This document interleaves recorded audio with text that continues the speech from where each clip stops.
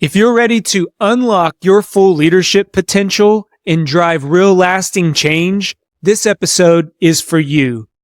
Today, we'll dive into leadership lessons that will empower you to navigate challenges, inspire your teams, and thrive in an ever-evolving world. Get ready to reach your full leadership potential and lead with confidence. Stick with us. Hey everyone, John here. Hey everyone, John here. Hey everyone, John here. Hey everyone, John here. Hey everyone, John here. Welcome to the Leaders Leading Leaders podcast.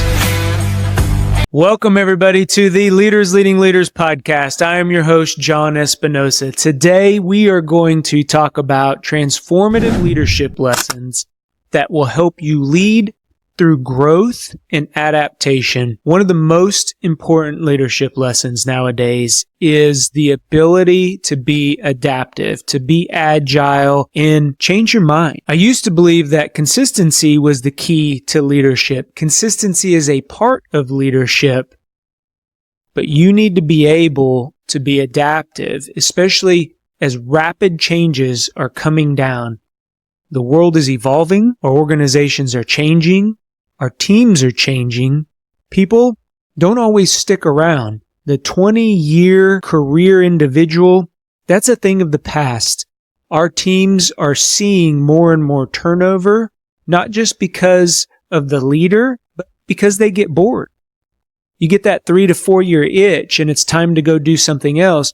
So today we're going to talk about how you can create that environment as a leader within your team so it doesn't seem like a revolving door within your business, within your organization, or within your team.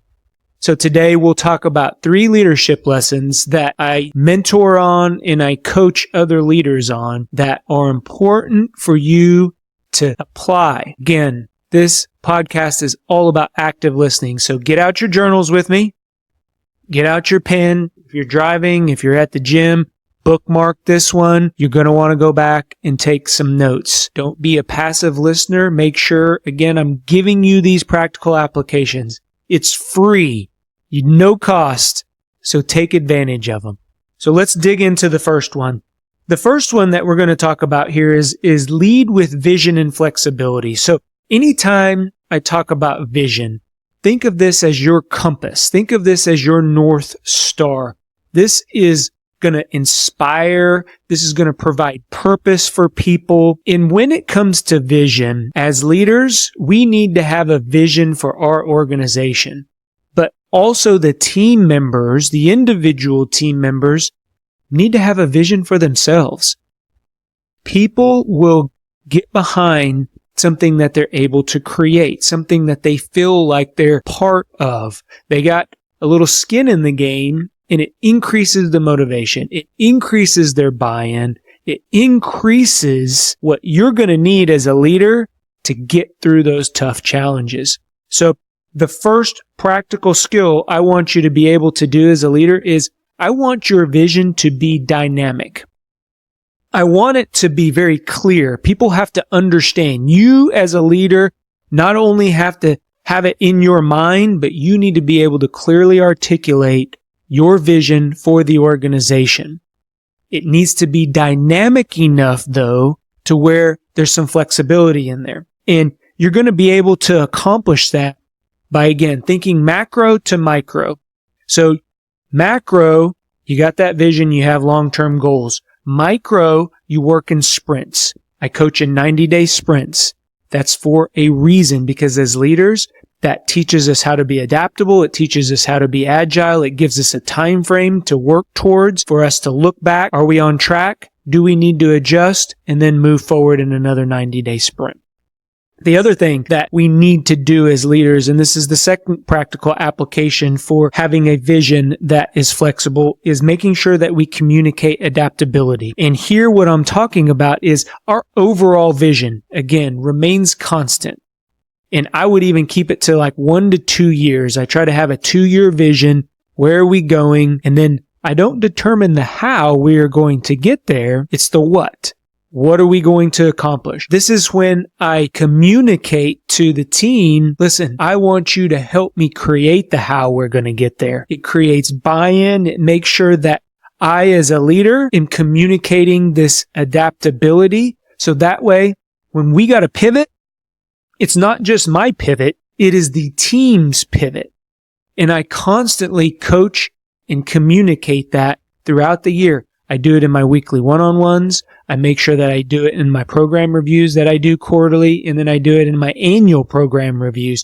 So they get it at different spurts throughout the year. They hear it all the time, and I communicate. Keeps motivation up whenever we're going through a change. Because now remember, we're all bought in to that vision, and guess what? Whenever it pivots, just like if something in your family changes, everybody's together. We all unite together because we're stronger together. So communicate adaptability. That's the second practical application here. And then the third one, very important, leaders. You're going to write this down. Stop and listen. If you're moving, stop. If you're driving, you may want to pull over because this piece right here is like the bow on the package. A lot of times I walk into organizations, I walk into boardrooms. They do a great job of putting the vision up on the board, creating their mission, having everybody get bought in. The last thing you need to do is make sure everything is in alignment. When things aren't congruent, that's when they begin to crumble. You might not see it in a 90-day sprint, but you start getting into that 6-month to 9-month range, you're going to tell pretty quick if you had alignment or not with your vision, because people, they'll start pointing fingers.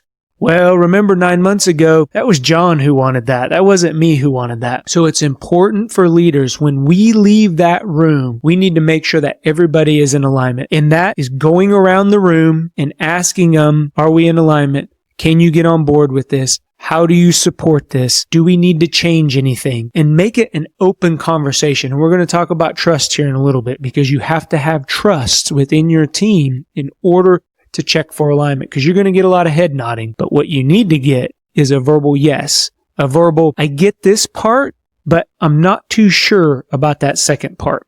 That's where you want to go. That's where you want to start unpacking and peeling back the layer and really getting to the bottom of where that alignment may be fuzzy. Because at the end of those meetings, at the end of those program reviews, your monthly business meetings, whatever frequency of meeting that you're having, it's important for us to have alignment when we leave that room, because that's how we're going to cascade communication outwards and internally within our teams, our organizations, and our businesses.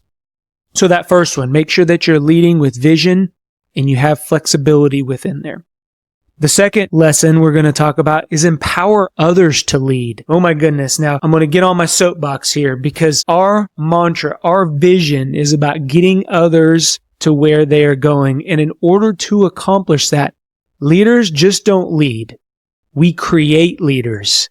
That's why this podcast is named Leaders Leading Leaders. That's a huge responsibility of leaders. It's not just to lead others. It's not just to influence and inspire. We need to create leaders. I say all the time that if you are not training your replacement, you're doing your business, you're doing your organization, and you are doing your team a disservice. I want to take a quick break from our discussion today to mention a couple things. First of all, thank you for listening. Only 50% of our listeners are subscribed to our channel. Do me a favor, click on that subscribe button. It's going to allow our channel to continue to grow and give you updates whenever we get new episodes published. The second thing is our coaching program. People who want to work with me are looking to make a lasting change, level up, or get unstuck. I gave up on my dreams. I was a young parent, had to make a couple career changes. I went through some financial hardships. I had to learn how to flip my mindset and stay consistent. Our coaching programs are individualized one-on-one sessions where I will teach you a proven system and guarantee that you can reinvent yourself over and over again. If that sounds like something that interests you, head on over to thejohnespinosa.com and sign up to get more information. Now back to the show. So how are we going to do that? How are we going to create leaders within our organization? One, we're going to delegate. We're going to delegate meaningfully. And I'm not talking about, hey, John, can you take notes for the meeting? And then you rotate whoever takes notes. I am talking about key responsibilities within the organization. You're going to delegate.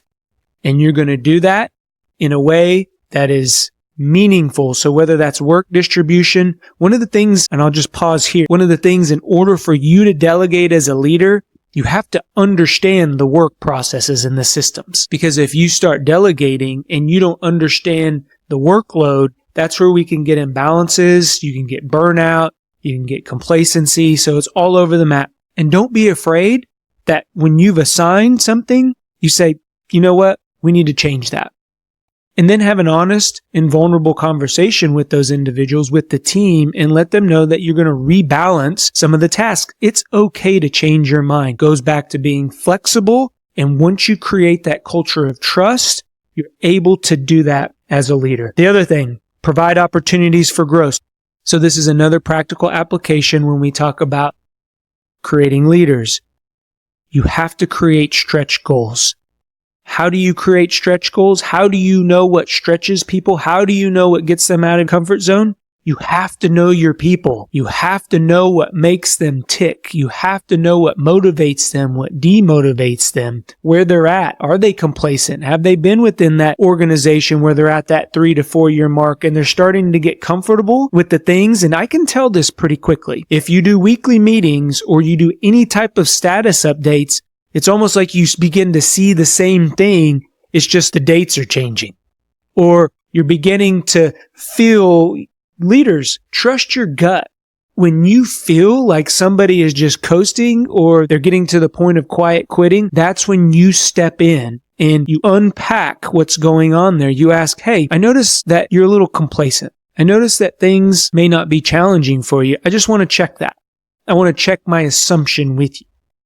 Start there. It'll open up the conversation and it will allow you to make sure that you're pushing enough, but you're not pushing too much to where they're going to get overwhelmed, or you're not pushing enough to where they're going to get complacent.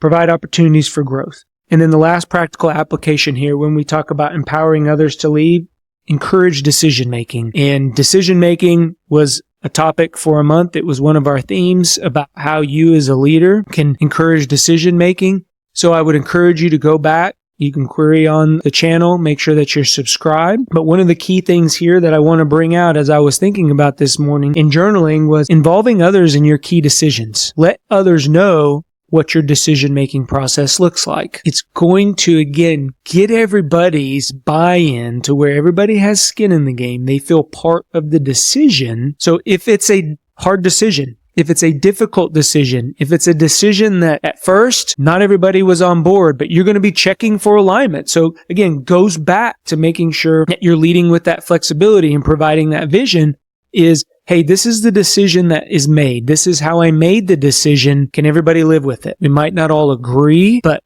a decision was made and we have to go forward and execute and start implementing. Clears the air. So later on down the road, 6 to 9 months down the road, when maybe things aren't going the way that we planned and we got to pivot a little bit, everybody's on board with that.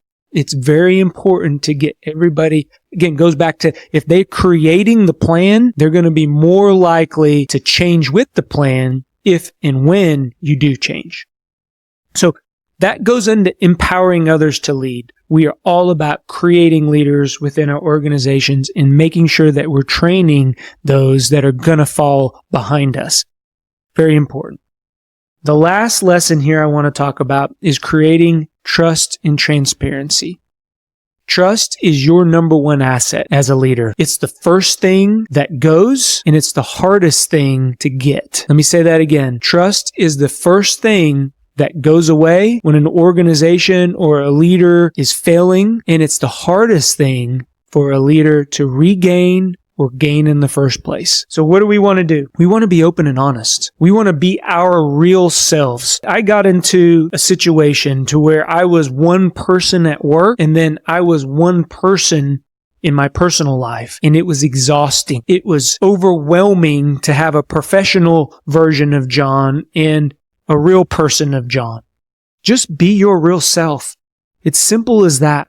It makes life a lot easier. It makes life to where you're not having to be 2 or 3 different personalities. You can be open and honest at work just as if you are. You can be open and honest at work just as you are open and honest at home, with your family, with your friends. Please take this as there are things that you do in your personal lives that aren't allowed at your workplace, but for the most part, if you are the same person at work and at home, it's going to make your life a lot easier. Trust me.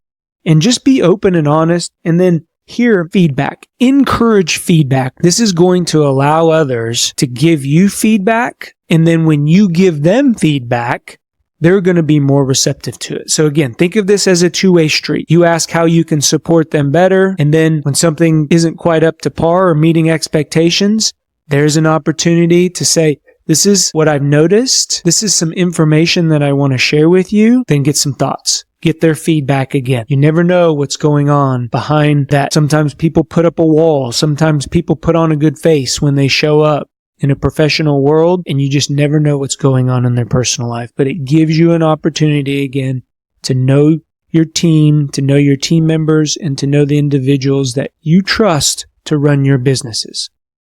And then last but not least here is foster accountability. Accountability for yourself and accountability for your team. And accountability and feedback really go hand in hand here.